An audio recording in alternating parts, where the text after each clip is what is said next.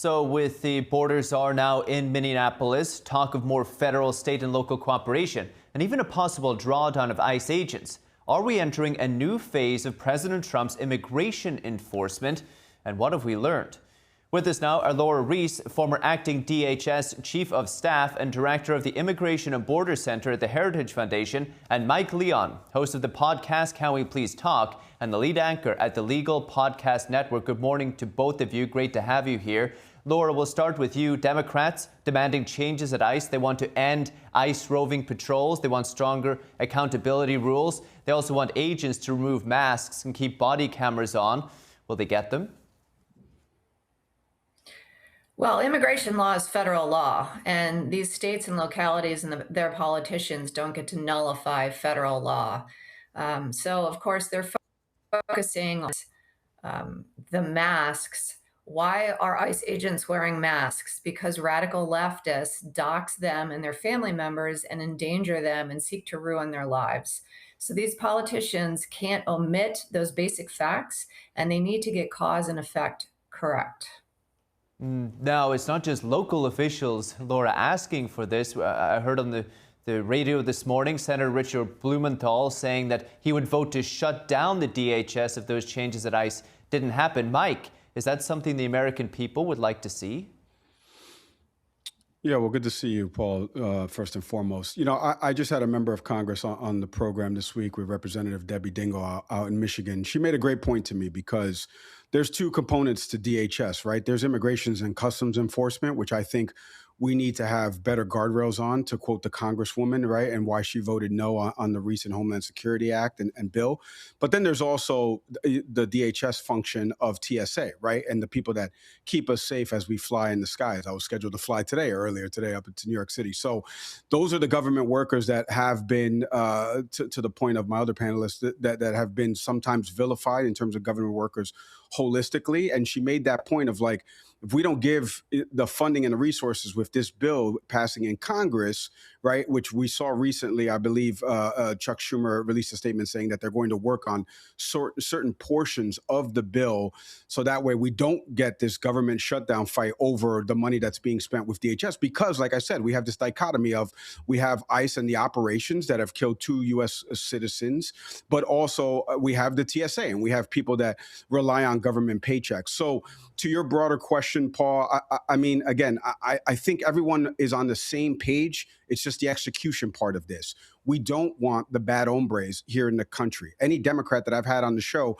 will tell you that. They're not wearing, drugs for hire T-shirts, and they're not doing any of these type of things. They want to help President Trump in that regard. It's the way we're going about it. It's what is happening with respect to immigration and customs enforcement. It's the rhetoric, to be honest with you, in the direct aftermath of some of these killings. I think Tom Homan actually kind of set a pretty good tone when he was out there in Minnesota. We have to tone it down. Leadership stems from the top. It has to start with that. I'm glad that President Trump distanced himself from Kristi Noem's comments and some of these other things and the Greg Bovino change. I think those are things that will start to alleviate that. Laura, I want to get to these potential changes in just a moment, but on the potential government shutdown, it seems DHS funding is potentially at risk here. How are you looking at this? Well, ICE and CBP were already funded in the One Big Beautiful Bill, and for 4 years. So it's curious that these Democrats seek to go after ICE by defunding DHS. And so what that does is then it funds or withholds money for TSA, for FEMA, for Coast Guard, for Secret Service, for cybersecurity. And so it doesn't make any sense politically. In terms of, let's keep in mind that ICE is operating all over the country, and we're not getting news from ICE operations all over the country. It is only out of Minnesota. Why?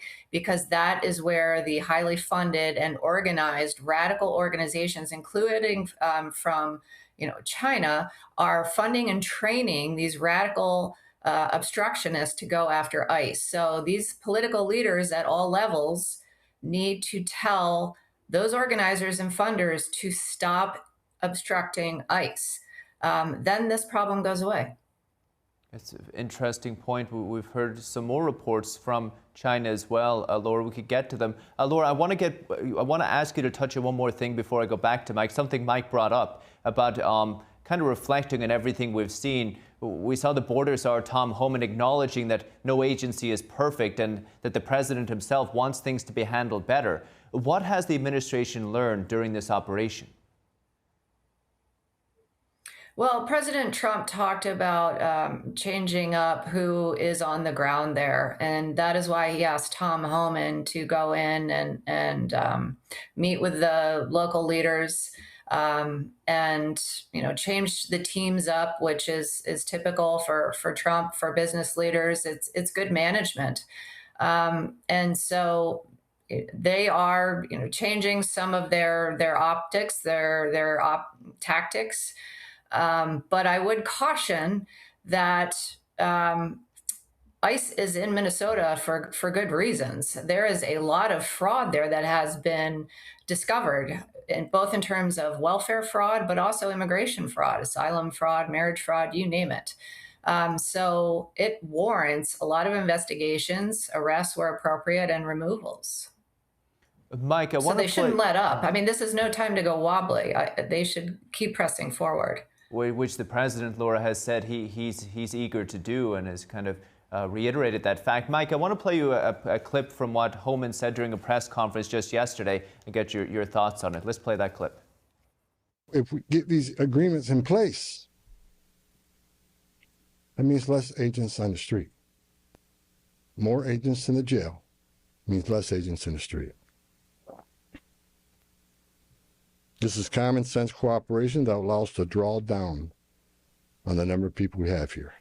Yes, I said it, draw down the number of people here. Because we have the efficiency and safety of the jails. Mike, Laura brought up the protests. Do you think if Homan gets this type of cooperation that he's looking for, it will be enough to bring an end to the protesting? Yeah, well, let me touch on something that Laura said that I think funnels into this answer beautifully, which is the fact that people are allowed to peacefully protest.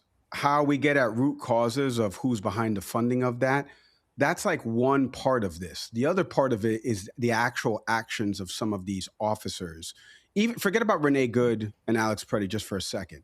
We have seen videos. NTD's own social media handle posted a video of a guy recording an ICE officer, and he got pushed into the middle of the street as an oncoming car was coming there. This is from NTD's own social media. This is not me posting it. So I reposted it, but I'm just saying there are other instances where there has been physical aggression from some of these officers.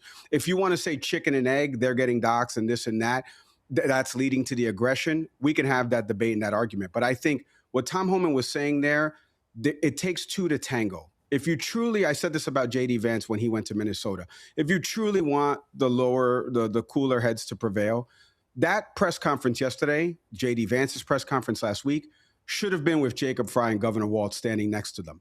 All three of them hand in hand. No more buzzwords and phrases like Laura used with radical. Let's stop using those type of words. If we truly, truly, truly, truly want the cooler heads to prevail, stop using the buzzwords and phrases that we all read. I was a Fox News producer. I know all about them.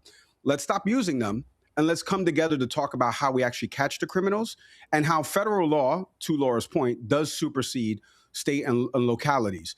We have to work together, but it takes two to tango. So if we don't, we're going to keep having these arguments. We're going to keep having these panels. We're going to keep having more incidents of violence if one doesn't realize that they're impacting the other. And that's part of the problem. I appreciate Tom Homan's tone. But again, that press conference should have been done with Jacob Fry standing next to him, Governor Walz standing next to him.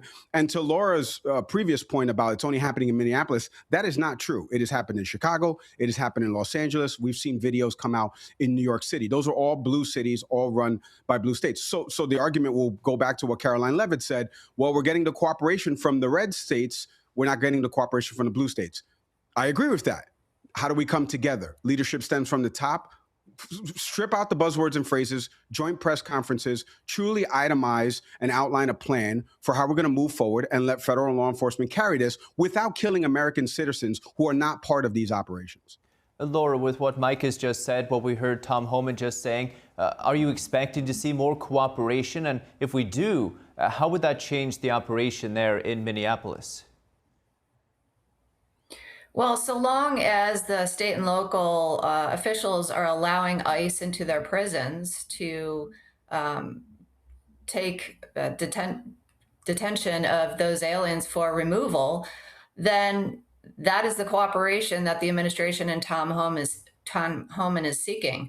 But if they continue to not notify ICE, to not share information, then they're back to their sanctuary policies.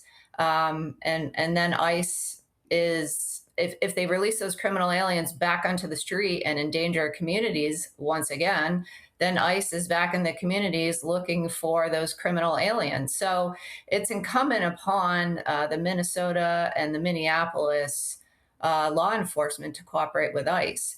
But I don't think the mayor or the governor there are going to change their stripes. We saw that from the mayor's speech yesterday. Continuing to demonize ICE agents and what they are there to do, and again, attempt to nullify federal law. You can't be a sanction from federal law and immigration law. There's still a lot to watch here. We appreciate you both, Lora Reis and Mike Leon. Thank you. Thank you, Paul. Thank you.